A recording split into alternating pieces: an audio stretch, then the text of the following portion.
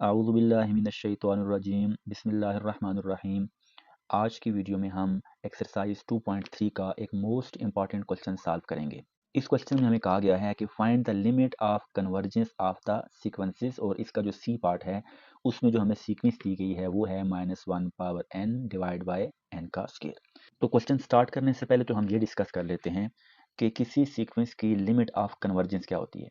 तो अगर हमारे पास ये कोई सीक्वेंस हो जिसको हम यहाँ पे लिख लेते हैं, हम एक आसान सी यहाँ पे कोई सीक्वेंस ले लेते हैं, हम यहाँ पे ले लेते हैं 1 डिवाइड बाई n, ये कोई सीक्वेंस हो और इस सीक्वेंस की जो हमने यहाँ पे लिखी है ये इसकी हमने जनरल टर्म लिखी है।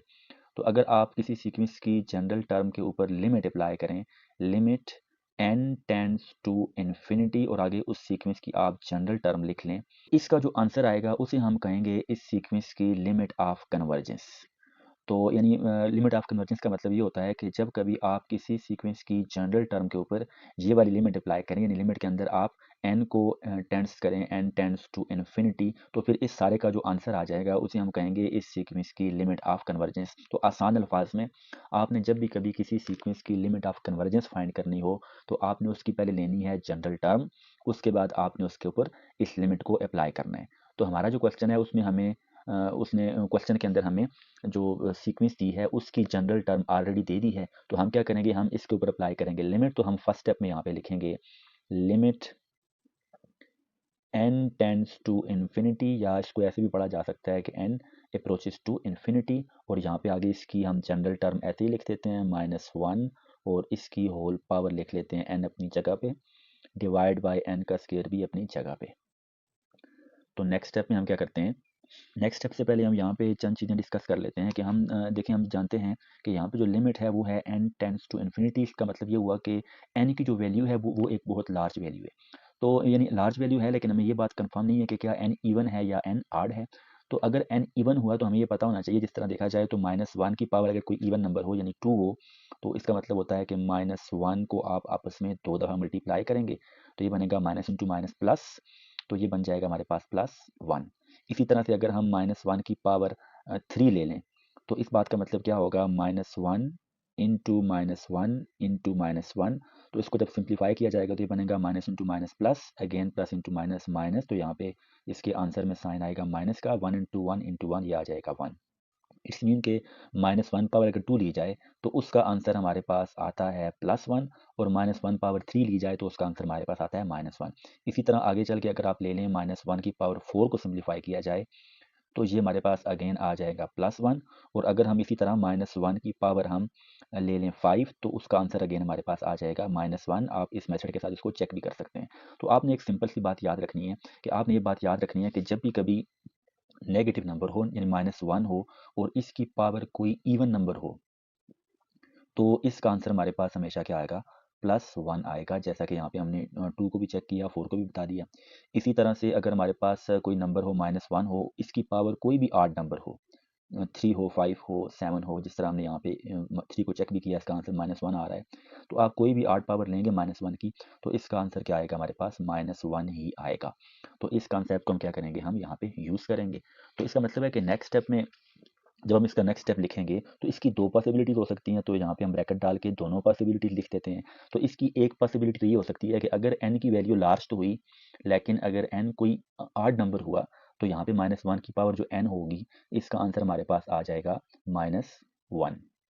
जैसा कि हमने अभी डिटेल से डिस्कस किया यहाँ पे, तो हमने आपको बताया है कि अगर -1 की पावर कोई ऑड नंबर हो तो उसका आंसर क्या आता है, -1। तो इसका मतलब है कि अगर n कोई लार्ज वैल्यू हुई और वो ऑड हुई, तो जब हम यहाँ पे पुट करेंगे तो यहाँ पे हमारे पास आंसर आएगा -1, और डिवाइड में जब हम इन्फिनिटी को पुट करेंगे तो वहाँ पे आ जाएगा, हम यहाँ पे डिवाइड में इन्फिनिटी को पुट कर देते हैं तो यहाँ पे हमारे पास आएगा इन्फिनिटी का स्क्वायर।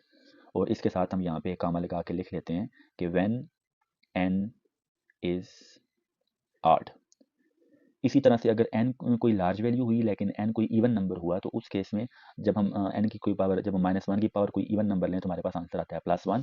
इस बात का मतलब क्या होगा कि जब आप -1 की पावर कोई इवन नंबर लेंगे तो हमारे पास जो दूसरी पॉसिबिलिटी बनती है वो बनती है +1। तो यहाँ पे लिख लेते हैं हम +1, और डिवाइड में हम पुट करेंगे इन्फिनिटी को, तो ये बन जाएगा हमारे पास इन्फिनिटी का स्क्वायर। और यहाँ पे हम कामा डाल के साथ में लिख भी देते हैं व्हेन n इज इवन। तो इसका मतलब है कि इसकी 2 पॉसिबिलिटीज़ हैं, अगर n ऑड हुआ तो इसका आंसर ये वाला आएगा, और अगर n इवन हुआ तो इसका आंसर ये वाला आएगा। तो नेक्स्ट स्टेप में हम इसको मज़ीद सिंप्लीफाई जब करेंगे तो ये हमारे पास बनेगा, यहाँ ब्रैकेट लगा देते हैं तो यहाँ पे आ जाएगा -1 डिवाइड बाय, आपको पता होना चाहिए कि जो इन्फिनिटी है इसका स्क्वायर हमेशा इन्फिनिटी ही होता है। यानी अगर आप इन्फिनिटी का स्क्वायर ले लें तो वापस हमारे पास ये इन्फिनिटी के ही इक्वल आएगा। इन्फिनिटी क्या है? इन्फिनिटी एक बहुत बड़े एक लार्ज आइडिया का नाम है। ये एक इतना बड़ा नंबर है कि जिसको हम बाज़ दफ़ा ये कहते हैं कि ये एक आइडिया है, ये एक नंबर नहीं है, क्योंकि हमें इसकी एग्जैक्ट वैल्यू का तो इल्म नहीं है। तो इसलिए हम इन्फिनिटी का जो स्क्वायर है उसको हमेशा हम इन्फिनिटी के इक्वल ही लेते हैं। तो यहाँ भी जब हम इन्फिनिटी का स्क्वायर लेंगे तो हमारे पास डिवाइड में इन्फिनिटी ही आ जाएगा। इसी तरह यहाँ पे प्लस का साइन लगाने की ज़रूरत नहीं है, तो यहाँ पे हम जस्ट लिख लेते हैं 1 और divide by again infinity square equal to infinity, और यहाँ पे मेंशन कर देते हैं व्हेन n इज़ 8, और यहाँ पे मेंशन कर देते हैं व्हेन n इज़ इवन।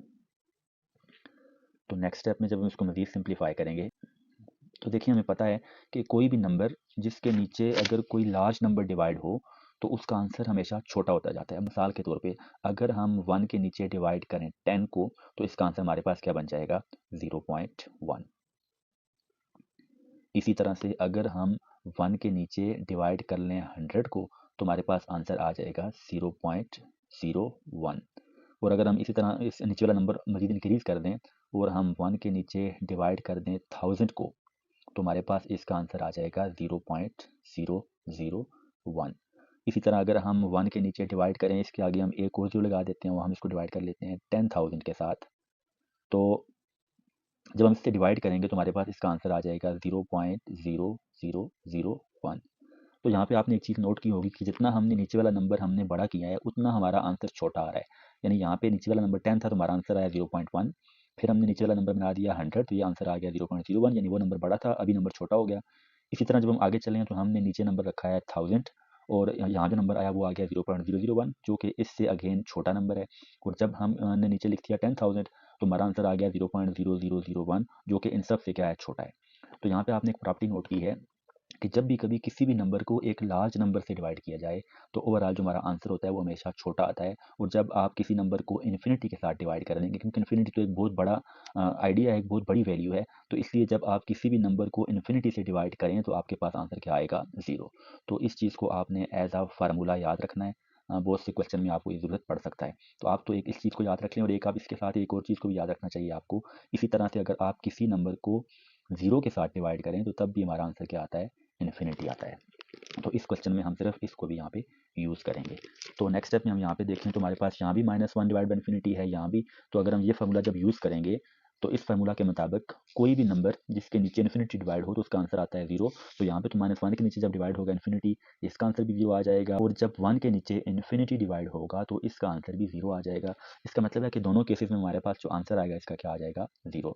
इस बात का मतलब ये हुआ कि हमारे पास जो फाइनल आंसर है, limit n tends to infinity -1 power n divide by n का स्क्वायर, ये हमारे पास आता है 0, और यही हमारा रिक्वायर्ड आंसर है।